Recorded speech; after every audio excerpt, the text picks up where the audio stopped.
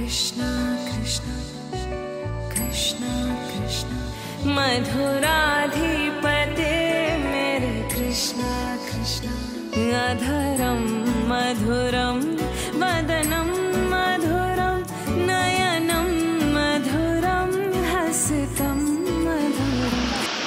Hello friends, तो friends আমরা এখন বেরিয়ে পড়েছি বাজারে। তো এখন আমরা বাজারে যাব, বাজারে গিয়ে দেখা যাক কি কেনা যায়। কি কিনবা বলো বাজারে গিয়ে? দেখা যাক কি কেনা যায়। চিকেন, মাটন না ফিশ? দেখা যাক চিকেন নালে ফিশ। ঠিক আছে, তো চলো তোমাদের সাথে বাজারে গিয়ে দেখা হচ্ছে। এখানে বাজারটা কেমন তোমাদেরকে দেখাবো। তো এখানে বাজারটা একদমই আমাদের ঘোরা হয়নি, সব জায়গা ঘোরা হলো কিন্তু বাজারটাই ঘোরা হলো না।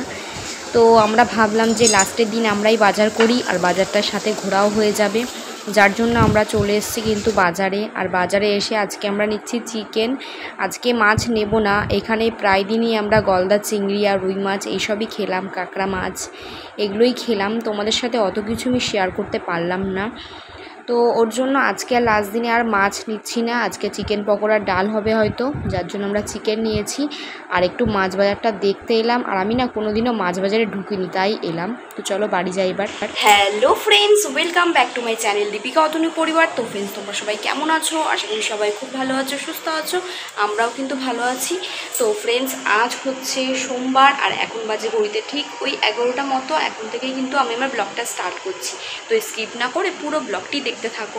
তো ব্লগ আমি শুরু করে দিয়েছি ভোরবেলা থেকে। আজকে অনেক ভোর ভোরে উঠেছি, 5টার সময় সূর্যোদয় দেখলাম ওর জন্য। তো আজকে আমরা বাড়ি যাব, আজকে একদম শেষের দিন। তো মনটা একটু খারাপ, তো কীভাবে যে 6টা দিন কেটে গেল বুঝতেই পারলাম না। তো কিছু করার নেই, সময় তো এইভাবেই কেটে যায়। আর আমাদের ট্রেন 11টায় ছিল, সেটা এখন 2টোই হয়েছে। তার কারণ তো তোমরা জানো, এখানে একটা বড় ট্রেন দুর্ঘটনা হয়েছে বালেশ্বরে, তো উড়িষ্যায় করছে ওটা। তো ওর ওপর থেকেই তোমাদের যেতে হবে ট্রেনটা, যার জন্য ট্রেনটার টাইম 11টা থেকে 2টো করে দেওয়া হয়েছে। তো কিছু করার নেই আমাদের হাতে। তো খুব বড় ট্রেন দুর্ঘটনা হয়েছে, তো সত্যি ওর জন্য মনটা একটু খারাপ লাগলো। তো পুরীতে এসেছি, আনন্দ করছিলাম, বেশ ভালোই লাগছিল, কিন্তু খবরটা শোনার পর থেকে আর মনটা আর ভালো লাগছে না, কেমন জানি লাগছে। তো যাই হোক, কিছু করার নেই। তো যাই হোক, এখন হচ্ছে আমরা স্নান করতে যাব।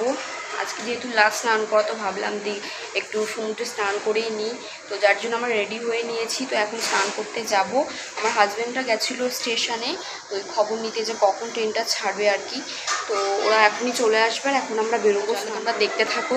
আর আমার চ্যানেলে যারা নতুন আছে তারা কিন্তু প্লিজ একটা সাবস্ক্রাইব করে দিও, আর যারা সাবস্ক্রাইব করেছো তারা কিন্তু লাইক শেয়ার কমেন্ট করতে একদম ভুলো না। তো চলো আজকের ব্লগটা দেখা যাক।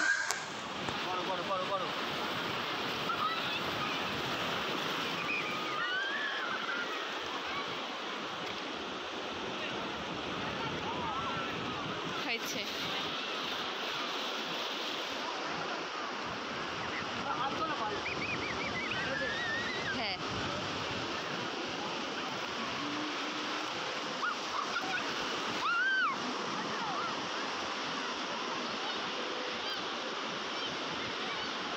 ফটোগ্রাফার আমাদের।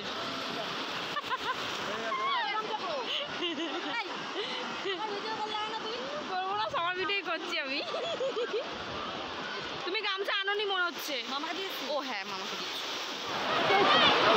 ছবি তোলো। তো ফ্রেন্ডস দেখো, আমার গোপুসোনা কিন্তু প্রথমবার সমুদ্রে স্নান করছে, আরও কিন্তু খুব আনন্দ করছে আমাদের সাথে। তোমরা নিশ্চয়ই দেখে বুঝতে পারছো ওর মুখটা কত হাসি হাসি। আর এদিকে কিন্তু দেখো, ওই যে দেখতে পাচ্ছ আমার শাশুড়ি মার সাথে কতগুলো আন্টি দাঁড়িয়ে আছে। তো ওনারা গোপুসোনাকে নেওয়ার জন্য পুরো পাগল হয়ে গেছে। তো অনেক ফটোও তুললো আমার গোপুসোনার সাথে। তো প্রথমবার দেখলো যে গোপুসোনাকে নিয়ে এসছে সমুদ্রে স্নান করাতে, যার জন্য ওনারা এসে একটু ফটো তুললো, গল্প।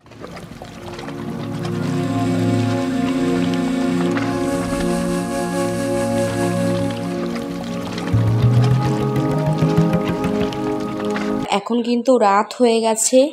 তো আজকে যেহেতু লাস্ট ডে, তো সমুদ্রকে টাটা বাই বাই বলার জন্য চলে এলাম সমুদ্রে। আমি স্নান করে গিয়ে, দুপুরে স্নান করে গিয়ে আমি কিন্তু আর ব্লগটা কন্টিনিউ করিনি।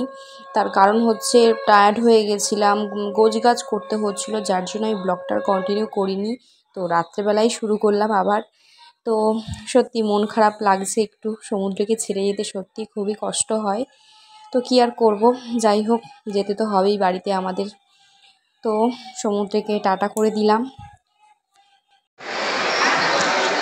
তো ফ্রেন্ডস, আমরা এখন আছি পুরী স্টেশনে। তো আমাদের ট্রেনটা ক্যান্সেল হয়ে গেছে, তো কি করব আর, যার জন্য এখন বাসে করে আমাদের যেতে হবে।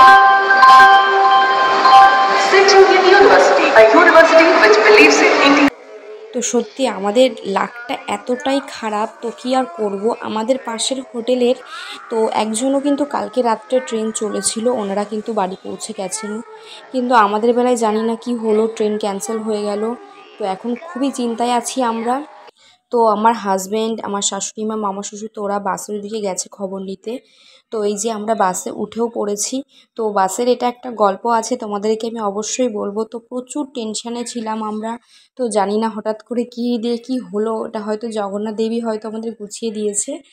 তো ট্রেন চলছে না শুনে আমার হাজব্যান্ড, আমার শাশুড়ি মা, ওনারা গেছিলেন বাস স্টপেজে খবর নিতে যে বাস চলছে কি না। তো ওনারা যত জায়গায় খবর নিল সবই পরের দিন সকালবেলায় চলবে। তো অতক্ষণ আমরা তো আর বাইরে কাটাতে পারবো না এতগুলো মেয়ে, যার জন্য মানে খুবই চিন্তায় পড়ে গেছিলো সবাই। তো আমার শাশুড়ি মা যত টাকা লাগুক, তো উনি বাসে করেই এই রাত্রেই ফিরবেন এরকমটাই ঠিক করেছিলেন। কিন্তু ভাগ্যবশত জয় জগন্নাথ, এদিকে উড়িষ্যার সরকার সত্যিকারে এটা খুবই ভালো কাজ করেছেন।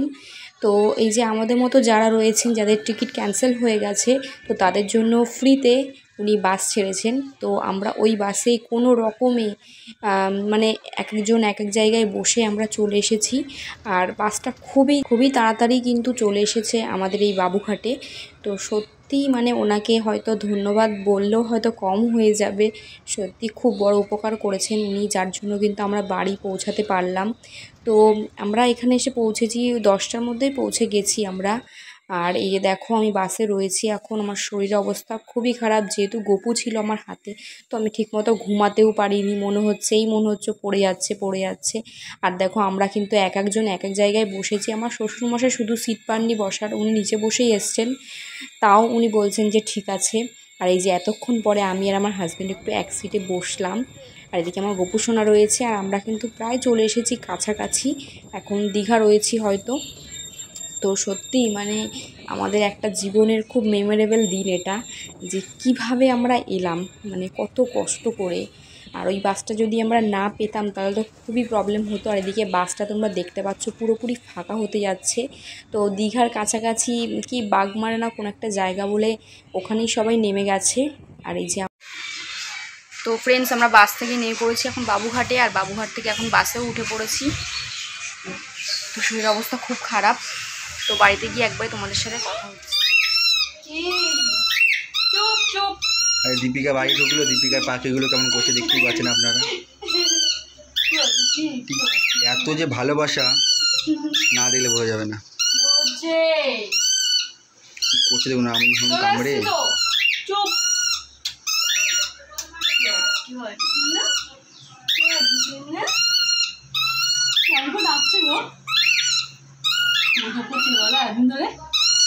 কি হচ্ছে? চুপ কর, আর যাবো না। হ্যাঁ কি হচ্ছে? কি তোমার পুকুর কোনটা? ওরা দুজন ওই ভিতরে। তো ফ্রেন্ডস, আমরা এই সবে বাড়িতে ঢুকলাম। তো এখন বাজে 11টা 20, আর এখন আমরা বাড়িতে এসে পৌঁছলাম। সেই কালকে 7:30 থেকে দৌড়াদৌড়ি চলছে, অবশেষে বাড়ি এসে পৌঁছাতে পারলাম। আর তোমরা তো দেখলেই যে আমার টুকুপুকু সোনারা কী করছে, ওরা তো খুবই খুশি, কেমনভাবে ডাকছে তোমরা দেখলেই। তো ফ্রেন্ডস, আমি আর ব্লগ করতে পারছি না, আমার শরীরের অবস্থা খুবই খারাপ, যার জন্য আমি ব্লগটা দেখো এন্ডও করতে পারিনি। তো প্লিজ তোমরা কিছু মাইন্ড করো না, যেহেতু আমার শরীরের অবস্থা খুবই খারাপ, তাই জন্য আমি আর কিন্তু কিছু করতে পারছি না। তো ভালো লাগলে প্লিজ একটা লাইক কমেন্ট শেয়ার করে দিও। আর প্লিজ তোমাদের কাছে অনুরোধ থাকলো যে তোমরা প্লিজ পুরো ব্লগটা দেখো, আর ভালো লাগলে অবশ্যই একটা কমেন্ট করো, কমেন্ট করে জানিও তোমরা। তো চলো আজকের মতো টাটা, তোমরা সবাই খুব ভালো থেকো, সুস্থ থাকো। দেখা হচ্ছে তোমাদের সাথে নতুন কোনো ব্লগে।